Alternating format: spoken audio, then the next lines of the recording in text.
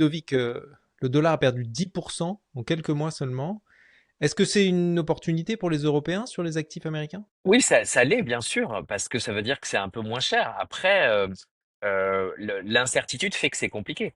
Quand on regarde quelles sont les entreprises qui ont annoncé énormément d'investissements, c'est des entreprises qui ont été poussées à faire ces investissements pour garder l'accès au marché américain.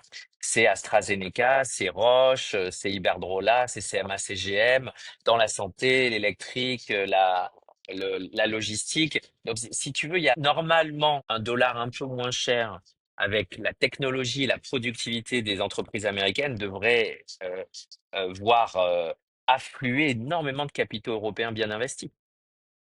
D'autant que les boîtes américaines ont tendance à être plus généreuses avec leurs actionnaires que les boîtes européennes.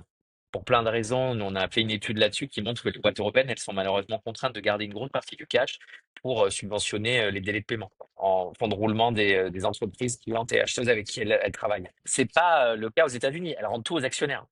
Il y a la vélocité de circulation du capital aux États-Unis est 2 à 3 fois plus forte qu'en Europe. Donc, avec 10% de chute, normalement, on aurait dû voir plein d'investisseurs se dire, allez, c'est le moment d'acheter. Mais l'incertitude, si tu veux, tue l'intention.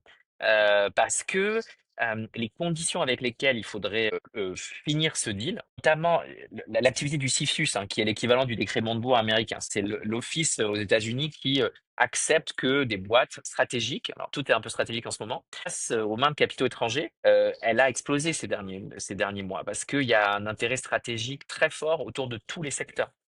Je pense que ce que ça veut dire, c'est que sur le M&A, donc notamment sur les acquisitions, sur les réinvestissements, on va certainement voir quelque chose à 12 mois, parce que je pense pas que le dollar va se réapprécier malheureusement.